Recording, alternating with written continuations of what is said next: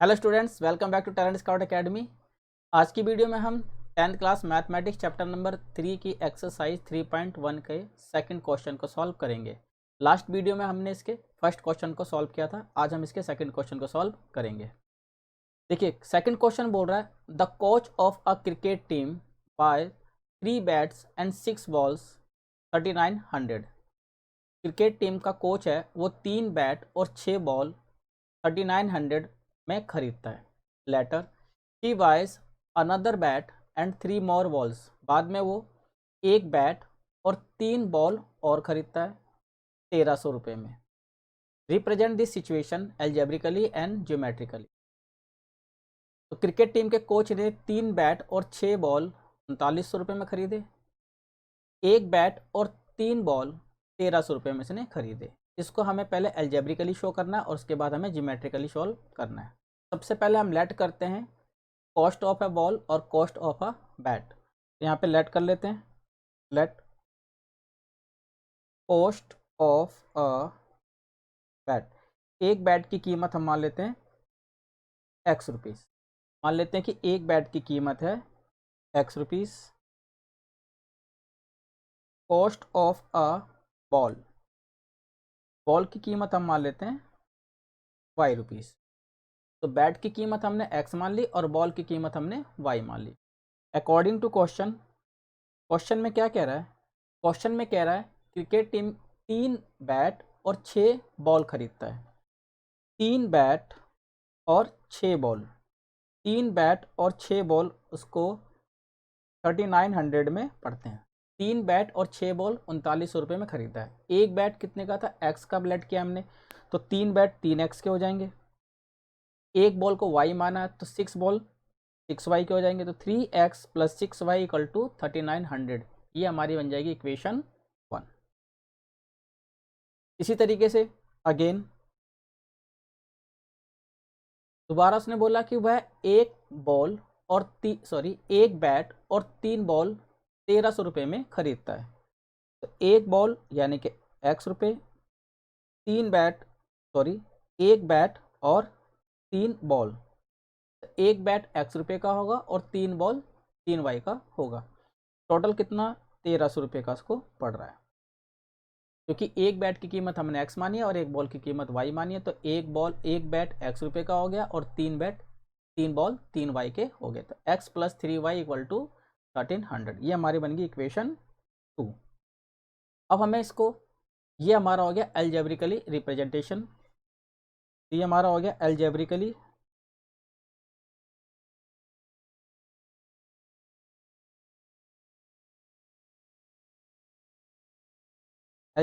Representation हो जाएगा 3x plus 6y, 3x plus 6y equal to 3900, x plus 3y equal to 1300। अब हमें इसको ज्योमेट्रिकली सॉल्व करना है, यानी कि सब हमें ग्राफ में शो करना है। तो सबसे पहले आप यहाँ पे इक्वेशन 1 उतारिए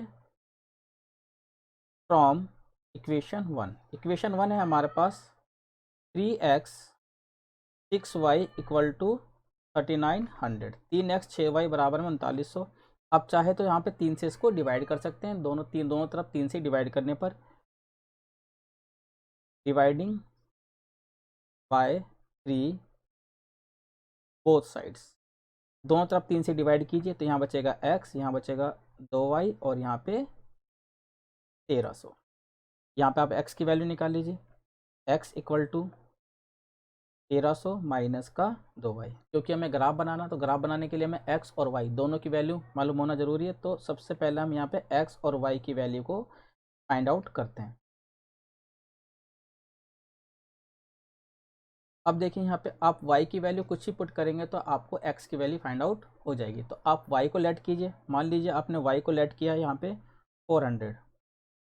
400 y को लेट करते तो ये बन जाएगा हमारा 800। 1300 में से 800 गए तो हमारे बचे यहाँ पे 5। इसी तरीके से y को अगर आप 500 मान लेते हैं तो ये हो जाएगा 1000। 1300 में से 1000 गए तो यहाँ बचेंगे हमारे पास 300।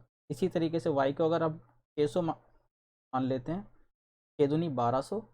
1300 में से 1200 गए तो हमारे पास बचेंगे यहाँ पे 100। तो इक्वेशन फर्स्ट की वैल्यू तो हमें फाइंड आउट होगी। इसी तरीके से हमें इक्वेशन सेकंड की वैल्यू को फाइंड आउट करना है from equation second. Equation second है हमारे पास x plus 3y equal to 1300। आप यहाँ पे वैल्यू निकालिए, x को यहीं रोक लीजिए, 1300 में से माइनस कीजिए 3y। अब हमें यहाँ पे x और y दोनों की वैल्यू को फाइंड आउट करना है। x और y की वैल्यू को फाइंड आउट करने के लिए सबसे पहले हमें y को लेट करना पड़ेगा, तो x की वैल्यू हमारे पास आ जाए। आप यहाँ पे y की वैल्यू को लेट कर लीजिए। मान लीजिए आप यहाँ y की वैल्यू को 300 मानते हैं, तो ये 900 हो जाएगा। 1300 में से 900 गए तो यहाँ बचेंगे हमारे पास 400। इसी तरीके से y की वैल्यू को अगर आप 400 मानते हैं, 3 चौक 1200 हो जाएंगे। 1300 में से 1200 गए तो यहाँ बचेगा हमारे पास।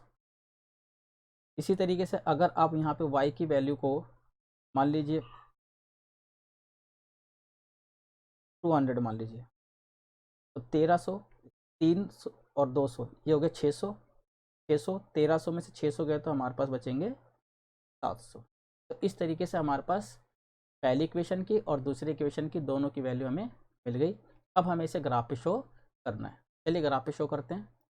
देखिए ग्राफ पे शो करने के लिए सबसे पहले इक्वेशन 1 लीजिए। इक्वेशन 1 में x की वैल्यू है 500 और y की वैल्यू है हमारे पास 400। सबसे पहले यहाँ पे देखिए x की वैल्यू 400 है, सॉरी x की वैल्यू 500 है और y की वैल्यू हमारे पास 400 है। तो ये पॉइंट यहाँ मिलेंगे। x की वैल्यू 500 और y की वैल्यू हमारे पास 400 है, तो ये 500 और 400 की वैल्यू पॉइंट यहाँ पर आ गई।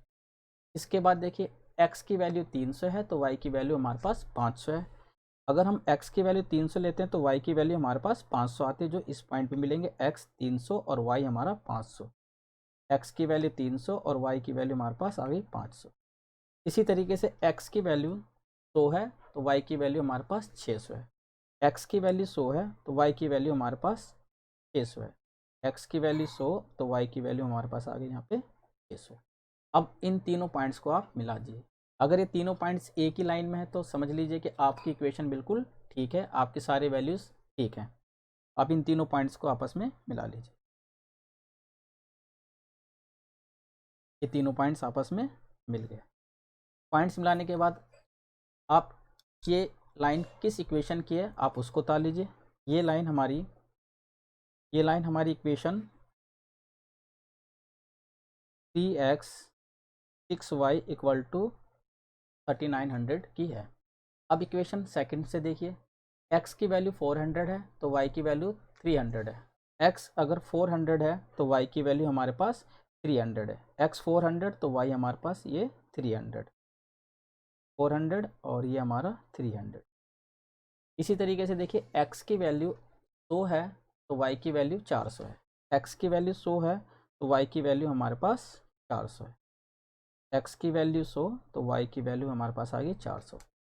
इसी तरीके से x की वैल्यू 700 है तो y की वैल्यू हमारे पास 200 है। x की वैल्यू 700 है, ये हमारे पास x की वैल्यू है। x की वैल्यू 700 है तो y की वैल्यू हमारे पास 200 है। ये पॉइंट यहाँ मिलेंगे, x 700 और y ये पॉइंट हमारे यहाँ। अब इन पॉइंट्स को आपस में मिला लीजिए। इन पॉइंट्स को आपस में मिलाते हैं, तीनों एक ही लाइन में है, इसका मतलब ये ग्राफ बिल्कुल करेक्ट है हमारा। और यहाँ पर आप इक्वेशन लिख लीजिए, ये किस इक्वेशन का ग्राफ है। तो ये इक्वेशन जो है हमारी वो है x plus 3y equal to 1300। तो इस तरीके से हमारा ग्राफ सॉल्व हो जाएगा। थर्ड क्वेश्चन देखिए, ये कह रहा था cost of 2 kg of apple and 1 kg of grapes on a day was found to be 160 rupees.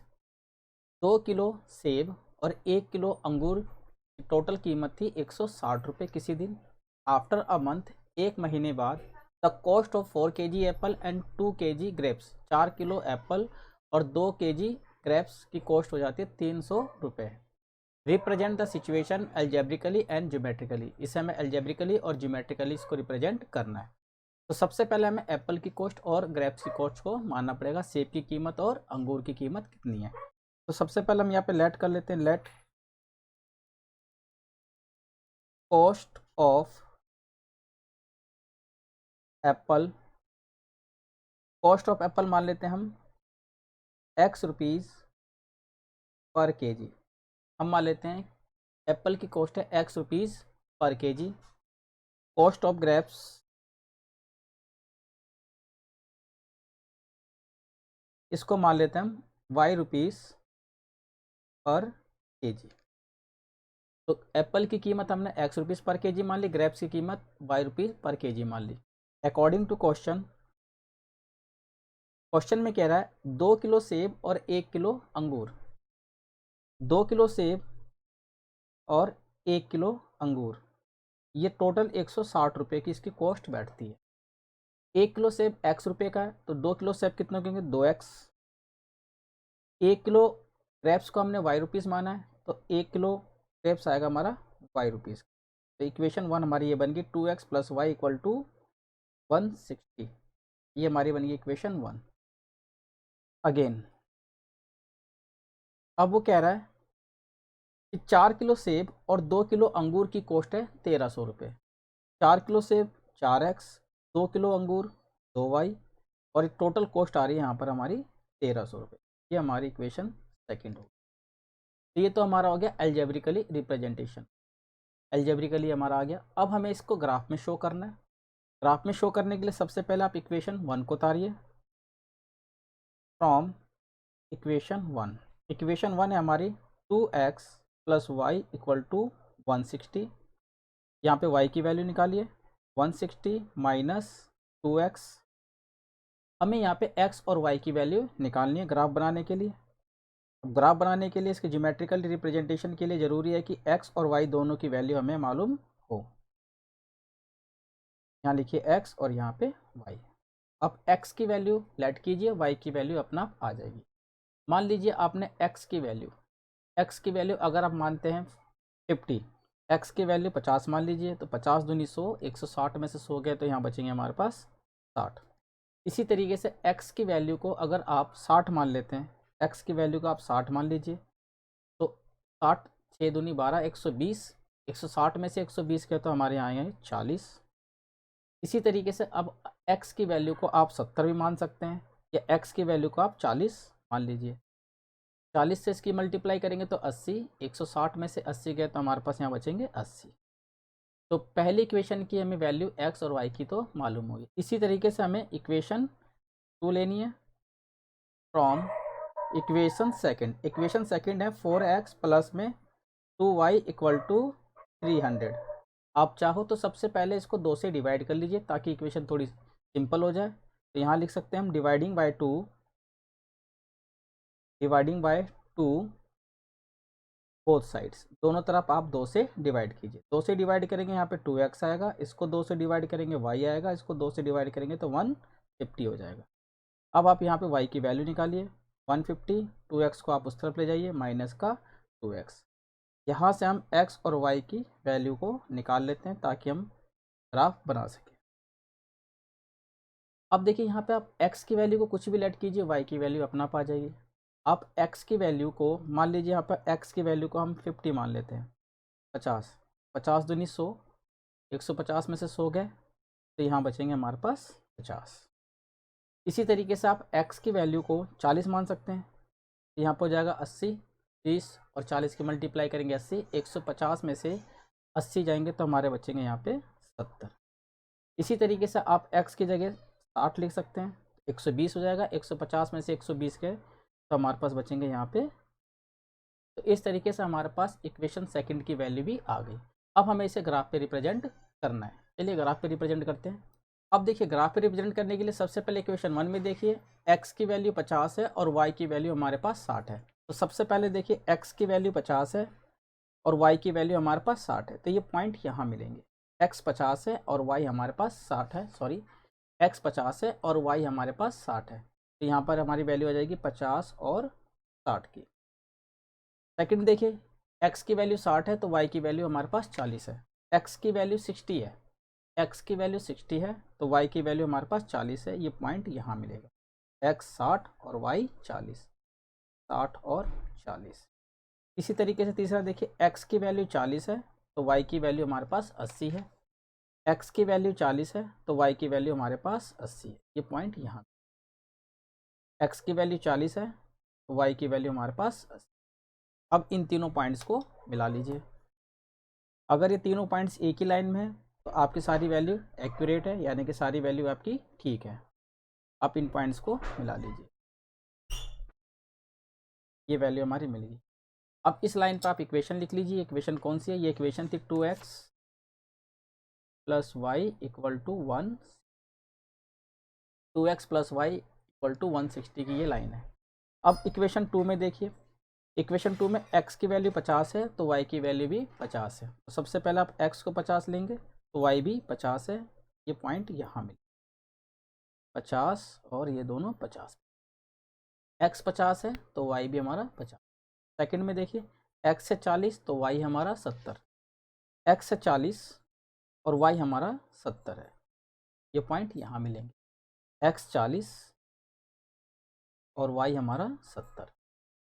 तीसरे में देखिए, x है 60 और y है 30, x है 60 और y है 30। ये पॉइंट यहाँ मिलेंगे 60 और 30। अब इन तीनों पॉइंट्स को आप मिला लीजिए। इन तीनों पॉइंट्स को हम मिलाते हैं।